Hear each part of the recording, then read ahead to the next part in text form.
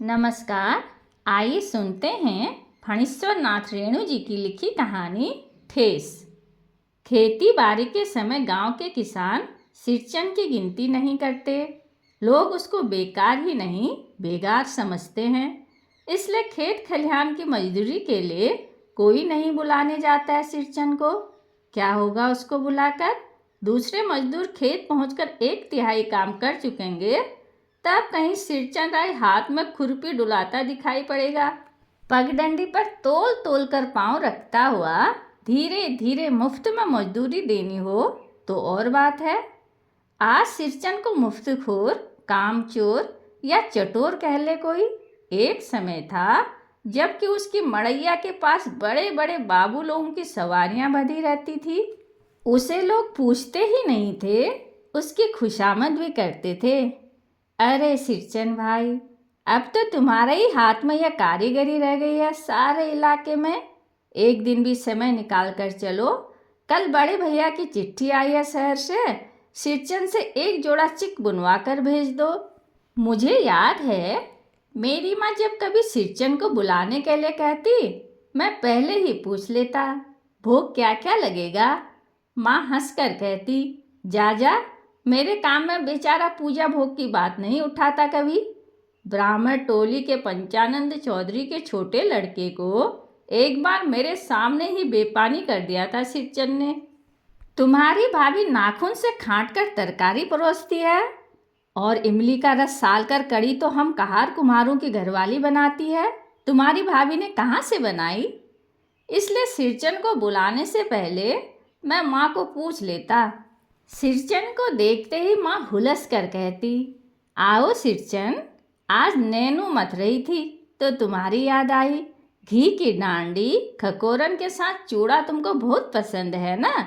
और बड़ी बेटी के ससुराल से संवाद भेजा है, उसकी ननद रूठी हुई है मोती की शीतल पार्टी के लिए। सिरचन अपनी पनियाई जीभ को संभाल कर हंसता, घी की सुगंध सूंघकर आ रहा हूँ काकी, नहीं तो इस शादी ब्याह के मौसम में दम मारने की भी छुट्टी कहाँ मिलती है। सिरचन जाति का कारीगर है। मैंने घंटों बैठकर उसके काम करने के ढंग को देखा है। एक एक मोती और पटेर को हाथ में लेकर बड़े जांता से उसकी कुच्ची बनाता, फिर कुच्चियों को रंगने से लेकर सुतली सुलझाने में पूरा दिन समाप्त। काम करते समय उसकी तन्मयता में जरा भी बाधा पड़ी कि गेहूं सांप की तरह फुफकार उठता। फिर किसी दूसरे से करवा लीजिए काम। सिरचन मुंहजोर है, कामचोर नहीं। बिना मजदूरी के पेट भर भात पर काम करने वाला कारीगर। दूध में कोई मिठाई न मिले तो कोई बात नहीं, किंतु बात में जरा भी झाल वह नहीं बर्दाश्त कर सकता। सिरचन को लोग चटोर भी समझते हैं। तली बघारी हुई तरकारी, दही की कड़ी, मलाई वाला दूध, इन सब का प्रबंध पहले कर लो, तब सिरचन को बुलाओ, दुम हिलाता हुआ हाजिर हो जाएगा। खाने पीने में चिकनाई की कमी हुई कि काम की सारी चिकनाई खत्म। काम अधूरा रखकर उठ खड़ा होगा। आज तो अब अधकपाली दर्द से माथा टनटना रहा है, थोड़ा सा रह गया है, किसी दिन आकर पूरा कर दूंगा। किसी दिन माने कभी नहीं। मोती घास और पटरे की रंगीन शीतल पार्टी, बांस की तीलियों की झिलमिलाती चिक, सतरंगे डोर के मोड़े, भूसी चुन्नी रखने के लिए मूंछ की रस्सी के बड़े बड़े जाले, हलवाओं के लिए ताल के सूखे पत्तों की छतरी टोपी तथा इसी तरह के बहुत से काम हैं जिन्हें सिरचन के सिवा गांव में कोई और नहीं जानता। यह दूसरी बात है कि अब गांव में ऐसे कामों को बेकाम का काम समझते हैं लोग। बेकाम का काम जिसकी मजदूरी में अनाज या पैसा देने की कोई ज़रूरत नहीं, पेट भर खिला दो, काम पूरा होने पर एक आध पुराना धुराना कपड़ा देकर विदा करो, वह कुछ भी नहीं बोलेगा। कुछ भी नहीं बोलेगा ऐसी बात नहीं। सिरचन को बुलाने वाले जानते हैं सिरचन बात करने में भी कारीगर है। महाजन टोले की भज्जू महाजन की बेटी सिरचन की बात सुनकर तिलमिला उठी थी। ठहरो, मैं माँ से जाकर कहती हूँ। इतनी बड़ी बात? बड़ी बात ही है बिटिया, बड़े लोगों की बात ही बड़ी होती है। नहीं तो दो दो पटेर की पट्टियों का काम सिर्फ खेसारी का सत्तू खिलाकर कोई करवाए भला, या तुम्हारी माँ ही कर सकती है बबुनी? सिरचन ने मुस्कुराकर जवाब दिया था। उस बार मेरी सबसे छोटी बहन की विदाई होने वाली थी। पहली बार ससुराल जा रही थी मानू। मानू के दूल्हे ने पहले ही बड़ी भाभी को खत लिखकर चेतावनी दे दी है। मानू के साथ मिठाई की पतेली न आई कोई बात नहीं, 3 जोड़े फैशनेबल चिक और पटेल की 2 शीतल पार्टियों के बिना आएगी मानू तो? भाभी ने हंसकर कहा, बेरंग वापस। इसलिए 1 सप्ताह से पहले ही सिरचन को बुलाकर काम पर तैनात करवा दिया था माँ ने। देख सिरचन, इस बार नई धोती दूंगी, असली मोहर छाप वाली धोती। मन लगाकर ऐसा काम करो कि देखने वाले देखकर देखते ही रह जाएं। पान जैसी पतली छुरी से बांस की तीलियों और कमानियों को चिकनाता हुआ सिरचन अपने काम में लग गया। रंगीन सुतलियों के झब्बे डालकर वह चिक बुनने बैठा।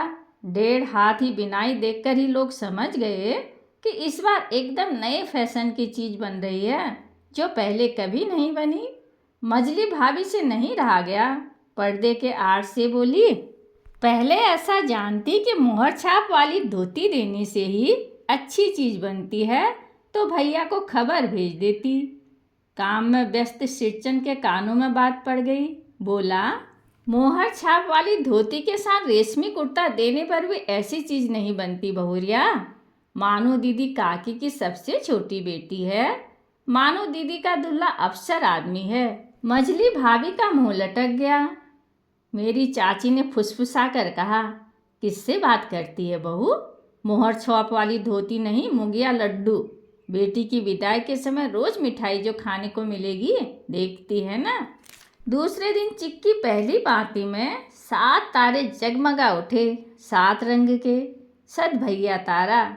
सिरचन जब काम में मगन होता है तो उसकी जीभ जरा बाहर निकल आती है होठों पर। अपने काम में मगन सिरचन को खाने पीने की सुध नहीं रहती। चिक में सुतली के फंदे डालकर अपने पास पड़े सूप पर निगाह डाली। चिवड़ा और गुड़ का एक सूखा ढेला। मैंने लक्ष्य किया, सिरचन की नाक के पास 2 रेखाएं उभर आई। मैं दौड़कर माँ के पास गया। माँ, आज सिरचन को कलेवा किसने दिया है? सिर्फ चिवड़ा और गुड़? माँ रसोई घर में अंदर पकवान आदि बनाने में व्यस्त थी। बोली, मैं अकेली कहाँ कहाँ क्या क्या देखूं? अरे मजली, सिरचन को बुदिया क्यों नहीं देती? बुदिया मैं नहीं खाता काकी। सिरचन के मुंह में चिवड़ा भरा हुआ था। गुड़ का ढेला सूप के किनारे पर पड़ा रहा अछूता। माँ की बोली सुनते ही मजली भाभी की भौहें तन गई। मुट्ठी भर बुदिया सूप में फेंक कर चली गई। सिरचन ने पानी पीकर कहा, मजली बहुरानी, अपने मैके से आई हुई मिठाई भी इसी तरह हाथ खोलकर बांटती हैं क्या? बस मजली भाभी अपने कमरे में बैठकर रोने लगी। चाची ने माँ के पास जाकर आग लगाया। छोटी जाति के आदमी का मुंह भी छोटा होता है, मुंह लगाने से सर पर चढ़ेगा ही। किसी के नैहर ससुराल की बातें क्यों करेगा वह? मजली भाभी माँ की दुलारी बहू है। माँ तमतमा कर बाहर आई। सिरचन, तुम काम करने आए हो, अपना काम करो। बहू से बदकुट्टी करने की क्या जरूरत? जिस चीज की जरूरत हो मुझसे कहो। सिरचन का मुंह लाल हो गया। उसने कोई जवाब नहीं दिया। बांस में टंगे हुए अधूरे चिक में फंदे डालने लगा। मानो पान सजाकर बाहर बैठक खाने में भेज रही थी। चुपके से पान का एक बीड़ा सिरचन को देते हुए इधर उधर देखकर कहा, सिरचन दादा, काम काज का घर, 5 तरह के लोग, 5 किस्म की बातें करेंगे। तुम किसी की बात पर कान मत दो। सिरचन ने मुस्कुराकर पान का बीड़ा मुंह में ले लिया। चाची अपने कमरे से निकल रही थी। सिरचन को पान खाते देखकर अवाक हो गई। सिरचन ने चाची को अपनी ओर अचरज से घूरते देखकर कहा, छोटी चाची, जरा अपनी डिबिया का गम कौवा जर्दा तो खिलाना, बहुत दिन हुए। चाची कई कारणों से जली भुनी रहती थी सिरचन से। गुस्सा उतारने का ऐसा मौका फिर नहीं मिल सकता। झनकती हुई बोली, मस्खरी करता है? तुम्हारी चढ़ी हुई जीभ में आग लगे। घर में भी पान और गमकौवा जर्दा खाते हो, चटोर कहीं के। मेरा कलेजा धड़क उठा। यत्परो नास्ति। बस सिरचन की उंगली में सुतली के फंदे पड़ गए। मानो कुछ देर तक वह चुपचाप बैठा पान को मुंह में घुलाता रहा, फिर अचानक उठकर पिछवाड़े पीक थूक आया। अपनी छुरी हंसियाँ वगैरह समेट संभाल कर झोले में रखे, टंगी हुई अधूरी चिक पर निगाह डाली और हनहनाता हुआ आंगन के बाहर निकल गया। चाची बड़बड़ाई, अरे बाप रे बाप, इतनी तेजी! कोई मुफ्त में तो काम नहीं करता। 8 रुपये में मोहर छाप वाली धोती आती है। इस मुँह झोंसे के मुंह में न लगाम है न आँख में सील। पैसा खर्च करने पर सैकड़ों चिक मिलेंगी। बातर टोली की औरतें सिर पर गट्ठर लेकर गली गली मारी फिरती हैं। मानो कुछ नहीं बोली, चुपचाप अधूरी चिक को देखती रही। सातों तारे मंद पड़ गए थे। माँ बोली, जाने दे बेटी, जी छोटा मत कर मानो, गए मेले से खरीद कर भेज दूंगी। मानो को याद आया, विवाह में सिरचन के हाथ की शीतल पाटी दी थी माँ ने। ससुराल वालों ने न जाने कितनी बार खोलकर दिखलाया था पटना और कलकत्ता के मेहमानों को। वह उठकर बड़ी भाभी के कमरे में चली गई। मैं सिरचन को मनाने गया, देखा एक फटी शीतल पाटी पर लेटकर वह कुछ सोच रहा है। मुझे देखते ही बोला, बबुआ जी अब नहीं, कान पकड़ता हूँ, अब नहीं। मोहर छाप वाली धोती लेकर क्या करूँगा, कौन पहनेगा? ससुरी खुद मरी, बेटे बेटियों को ले गई अपने साथ। बबुआ जी, मेरी घरवाली जिंदा रहती तो मैं ऐसे दुर्दशा भोगता। यह शीतल पाटी उसी की बुनी हुई है। इस शीतल पाटी को छूकर कहता हूँ, अब यह काम नहीं करूँगा। गांव भर में तुम्हारी हवेली में मेरी कदर होती थी, अब क्या? मैं चुपचाप वापस लौट आया। समझ गया कलाकार के दिल में ठेस लगी है, वह अब नहीं आ सकता। बड़ी भाभी अधूरी चिक में रंगीन छींट की झालर लगाने लगी। यह भी बेजा नहीं दिखलाई पड़ता, क्यों मानू? मानू कुछ नहीं बोली, बेचारी। किंतु मैं चुप नहीं रह सका। चाची और मझली भाभी की नज़र न लग जाए इसमें भी। मानू को ससुराल पहुंचाने मैं ही जा रहा था। स्टेशन पर सामान मिलाते समय देखा, मानू बड़े जतन से अधूरे चिक को मोड़कर लिए जा रही है अपने साथ। मन ही मन सिरचन पर गुस्सा हो आया।